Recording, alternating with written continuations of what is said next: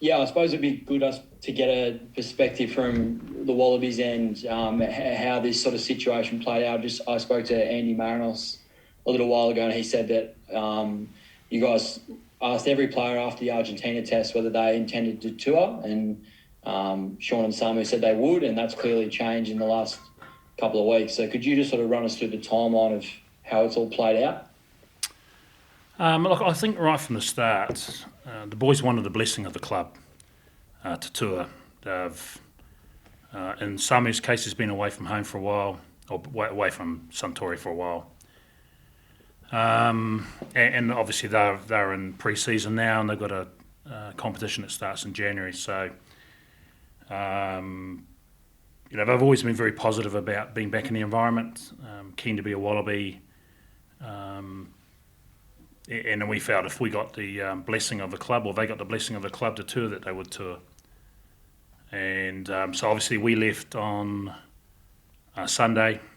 The Japanese boys stayed obviously in Japan based on Reg 9. And they met with the club on Monday and then informed us that they won't be travelling. So what was the club's complication? Is it the fact that they just wanted them to be part of pre-season, and Samu in particular had been away for a long time, or were there other issues at play? No, I think that's roughly it. I think there's a bit of pressure on them to win. They've got a number of players away with the Japanese national team, and they wanted those guys around to help preparation and pre-season. Dave, sorry, can you just confirm, is obviously Samu and Sean aren't touring, Quade's availability? Yeah, we spoke with Quade this morning, or he met with the club. We've got a meeting with Kintetsu tomorrow.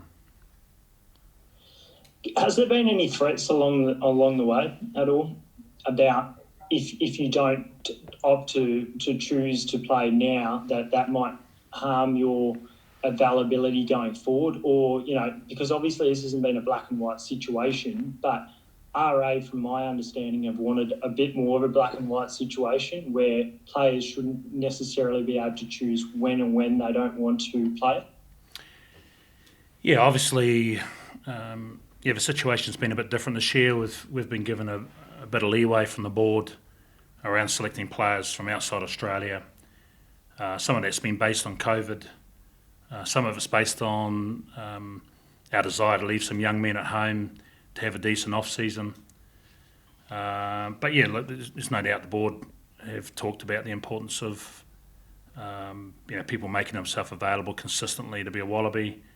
Now, what happens beyond this year, all we know is the plan for this year, and the plan was that we were able to pick up some guys over here to allow us to leave some boys at home. And just on that point, is it kind of like a look into potential future, depending on how the rule does change, or if it changes, on how difficult it would be to manage guys that aren't based in Australia, and how tricky that gets? Yeah, look, I think obviously picking guys from a Reg 9 point of view is in its infancy from a Wallaby perspective. The Argentinians, the South Africans predominantly picked most of their squad out of Europe. And I guess clubs sign those players knowing that from a Reg 9 point of view they're going to lose them at various times of the year. So that's potentially a complication at the moment, which could remedy itself over time. But I guess we'll get together with the board post-tour to get an indication of where to from here. Dave, I'm sure you've probably enjoyed having those guys play over the last month. This is a bit of an awkward time where players have chosen to pull out. There's clearly frustrations, not just from a Wallabies level, but from a Rugby Australia level too. Do you really hope that this doesn't harm the relationship going forward, and that there can be a ground found going forward that these guys haven't actually had their careers ended, and that they're going to continue to hopefully be picked going forward? going forward. Look, there are discussions that we need to have with the board. As I said, this year's been a bit different. They've given us a fair bit of leeway, and I think they wanted to test the waters and see how that works. We've obviously got 3 other guys who are joining us on Sunday and Monday, coming out of France, and so look, we've really appreciated the support of the board, and but obviously by the end of the tour we'll be in a position to discuss what that looks like beyond this year. David, with those 2 players out, is there any potential that you look towards bringing further players back into the squad from Europe, or are you comfortable with the players you've got in the squad to cover those guys? Yeah, we're a little bit thin, especially with Hodgie, looking like he's going to be out long term. So we'll certainly need to look for replacements. And just on Hodgie, is there a time frame that's coming out after the scans have come back over the past couple of days, or? Yeah, the scan was last night, so I'll be honest, I haven't had a chat to the medics, but he's certainly not going to be right in the near future. So we'll get more of an indication of the severity and then the recovery time. But is it fair to say you essentially plan to not have him for the next 3 games with this tour? Yeah. Okay. Is that a matter of just one guy? Is it a Kirtley potentially, or you look at bringing multiple guys in and seeing what sort of shape they're in and whether they fit your structure? Have you made a call there yet as a selection panel? Look, well, as Christy mentioned, we've made contact with Kirtley, and like we've had conversations with Kirtley over a period of time. He's made it really clear his desire to be a Wallaby again, and I guess with the introduction of some of the guys he played with previously, he was pretty excited by that. So we had a conversation yesterday around that, and so we'll need more than one based on what obviously we left Marika at home and we left Poni at home. We didn't replace either of those guys with Hodgie now injured, and a couple of guys not coming from Japan. We're just a little bit thin, and so but we've got to get board approval around that, because our preference is not to drag those guys over from Australia.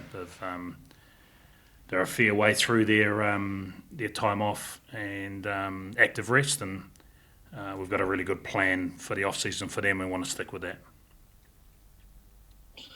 Dave, can you just clarify, had there been reservation expressed from some of the players, I'm talking about the Japanese trio, before the spring tour squad was named? Had there been any reservations expressed about, were they concerned a little bit about their involvements for November particularly?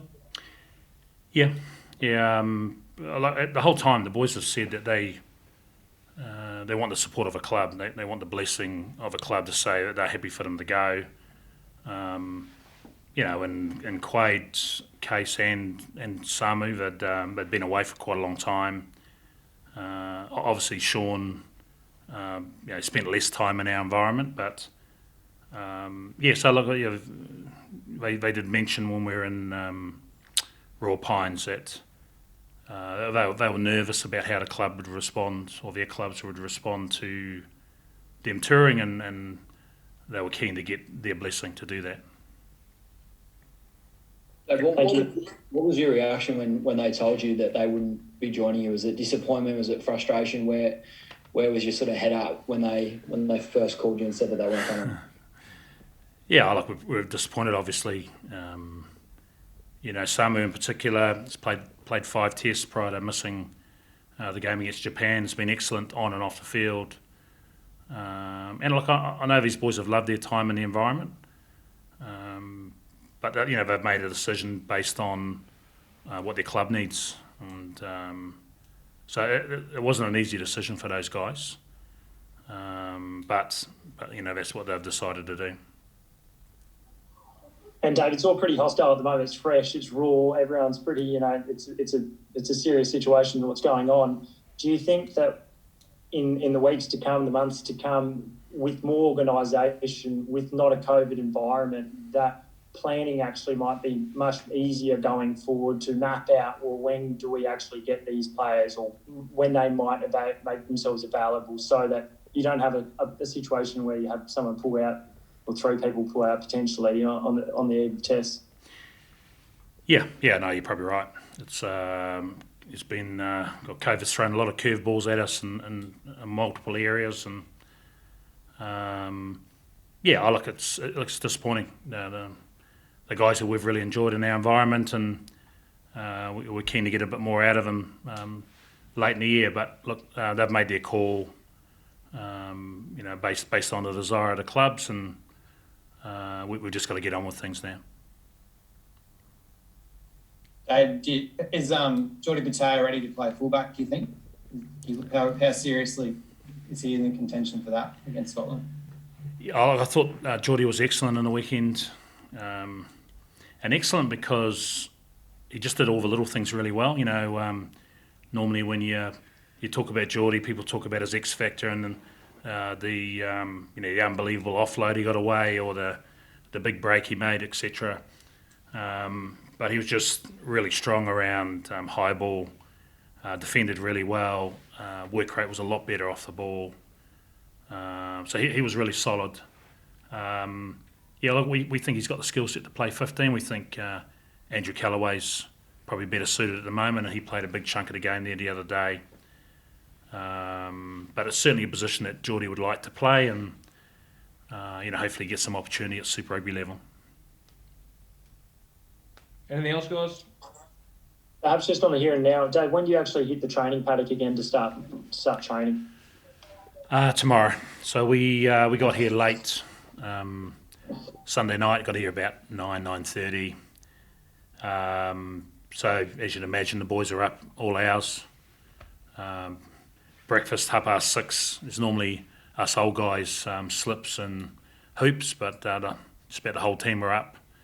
And again this morning. So yesterday they pretty much had a day off. We had a bit of an activity in the afternoon to make sure the guys got out in the sunlight and try and get acclimatised. Same plan today. They've got gym in amongst that, but they've got flexibility when they do that. And then we're getting into review, leaders meetings and that sort of thing later on, sort of 5 o'clock tonight, and then rip back into things tomorrow, training and complete all the reviews, etc.